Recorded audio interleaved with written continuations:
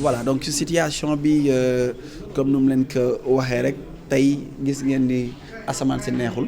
mais fii nii rush moo fi am fii nga xam ne ñooñu fii building communal plus exactement donc au deuxième étage avec le bureau du courrier. D'ailleurs sax ma profité occasion bi di féliciter donc le chef de service du bureau du courrier mu nekk ni sama wet mu tudd Mao Diouf. ñoom indi nañ sax innovation ci dépôt yu am ni parce que naam dépôt yàgg na am mais organisation bii nga xam ni ñoo ngi koy def nekk na loo xamante mucc na ayib ba nga xam ni ñoo ngi leen ci félicité tey à l'heure actuelle ñu ngi ci presque 15 000 donc dépôts presque une progression par rapport ak lu xewoon daaw parce que lii bokk na ci programme ville de Dakar boo xamante day jëm ci jàng bi ak jàngale bi fu mu ne jàng bi jàngale parce que tey waxuñu ay waxu tabax école wala ay rénovation école dañoo ñëw ci financer Dakar waaye ñu mën a continuer cette étude wala ñu mën a am lu ñu woowee formation professionnelle donc ci loolu chaque année ville de Dakar day jël lu toll 3 milliards jagleel ko ndaw yi ne leen formé wu leen xool leen école yoo xamante mun na méngoog lu ngeen soxla ci seen avenir ñu mën leen ci accompagner. sélection bi waaw comme nu nga ko waxee rek ci ñaata lañ fas yéene jël mënuñu leen ko wax nii parce que lu ëpp solo wala sax lu jiitu mooy évaluer ce qu'on appelle les renouvellements parce que bu ñu la mayee bourse may ñu la bourse pour benn année par cycle nag la koy may c'est-à-dire boo la mayee bourse première année on est obligé de renouveler ça pour la deuxième année renouveler ko aussi donc pour la troisième année loolu moom mooy tax nga mun a jeexal sa cycle au moins génnee ak benn diplôme mais bu ñu la mayoon bourse rek juste pour première année après ñu dagg ko amaana di nga am ay jafe-jafe yoo xamante ne dina la mën a téye ba doo mën a continuer ses études moo tax balaa ñu naan ñaata la ñuy joxe il faut que au moins ñu dem lu ñu woowee commission xool renouvellement yi ñaata la évaluer leen ba pare mën a xool ban marge la ñu mën a dégager tout simplement pour nouvelle attribution yi par rapport ak enveloppe boo xam ne moom la ñuy jox lu jëm ci bourse bi voilà. Comme vous avez pu le voir donc il y a un rush au niveau du building communal plus exactement au deuxième étage avec le service courrier qui s'attelle tout simplement à enregistrer les demandeurs donc de bourse et comme vous le savez la bourse fait partie de la politique éducative de la ville de Dakar parce que Dakar a tout simplement comme rôle d'accompagner ses citoyens à pouvoir poursuivre leurs études. Donc quand je dis études, je parle souvent donc des études supérieures parce qu'aujourd'hui, il ne s'agit pas de la construction des écoles comme vous le voyez souvent ou même de la rénovation des écoles. Mais aujourd'hui, il s'agit tout simplement de permettre aux Dakarois d'avoir une formation. Donc c'est pour cette raison que chaque année, nous attelons à pouvoir financer ou accompagner les Dakarois dans la poursuite de leurs études. Et chaque année aussi, la direction que j'ai l'honneur donc voilà de driver ou bien même de diriger par le biais donc du conseil municipal de la ville de Dakar attribue 3 milliards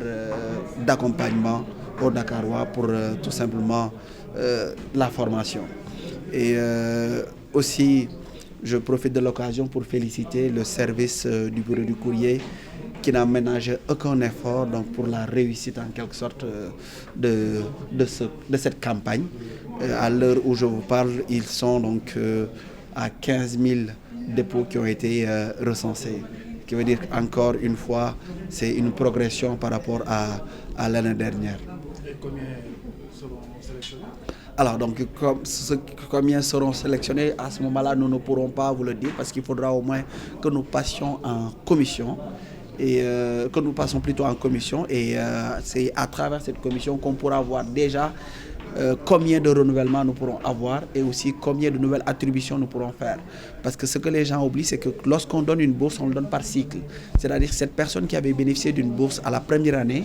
est obligée de renouveler sa bourse à la deuxième et jusqu'à la troisième année. Parce que si aujourd'hui vous aidez une personne à payer ses études pour la première année et que vous l'abandonnez en deuxième année, ce qui veut dire effectivement qu'il y aura une déperdition. Donc c'est ce que nous ne voulons pas, c'est pourquoi nous accompagnons donc par cycle. Maintenant, la priorité, avant même de penser aux nouvelles attributions, c'est d'abord les renouvellements. Donc nous allons évaluer le nombre de renouvellements, ensuite aussi passer donc aux attributions. Moi, di nuyu d'abord sama collègue yi, di nuyu le directeur, di nuyu aussi ki nga xam ne nii mooy commandant Diéré bi nga xam ne nii moom ak équipe am di corps volontaires yi ñoo ñuy dimbali ci liggéey bi par rapport ak organisation bu mucc ayib bi ngeen fi gis li ma ciy dolli mooy depuis lundi 23 la ñu commencé tey ñu ngi ci vendredi la 4 muy dernier jour clôture bi li ñu constaté mooy les gens sont là ñi ngi ñëw ak doole parce que soo leen xoolee première semaine bi du lundi au vendredi daka taw teewul étudiants yi ñi ngi doon ñëw di déposer étudiants yi ñi ngi doon ñëw ak seen i kayit yu tooy ñi ngi doon ñëw ci tooyaay bi di déposer loolu rek am na lu muy wundu mooy nit ñi am nañu soxla nit ñi am nañu bëgg-bëgg waaye nit ñi yoruñu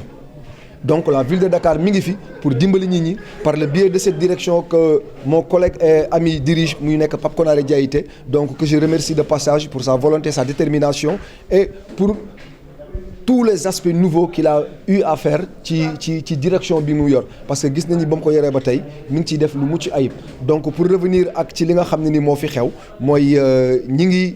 nekk ci dépôt yi nit ñi bëri nañ mais teewul organisation bi ñi ngi ci donc ce que je peux rajouter mooy les quelques difficultés qu'on a eu par rapport ak li nga xam ne ni mooy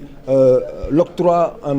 de certains documents parce qu'avec la grève des collectivités locales il est très difficile d'avoir le certificat de résidence looloo tax en connivence avec son chef de division que ni au lieu de certificat de résidence yi dañu koy xaw tënk nit ñi indi certificat de domicile pour yombal leen dépôt bi mais dañuy gis ni tamit nit ñi par rapport ak la communication il est très difficile que nit ñi andi ay dossiers yu mat da ngay ñëw da ngay obligé di leen renvoyer pour ñu waat ñu di compléter dossier le lendemain dafay tax ni day xaw a gàkkal wala xaw a yéexal liggéey bi nga xam ne ci lañ nekk mais teewul ak équipe bi comme ni ma ko waxee rek ñi ngi def benn liggéey bu mucc ayib. waaw suggestion bi may def mooy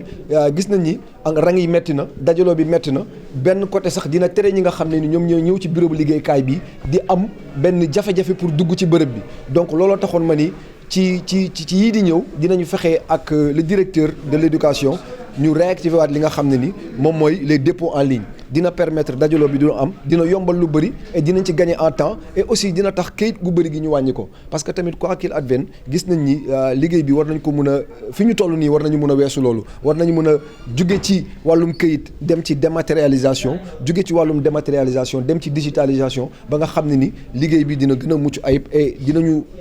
gagner en temps gagner en moyen et aussi fexe ba nit ñi dinañ leen yombal lu bëri.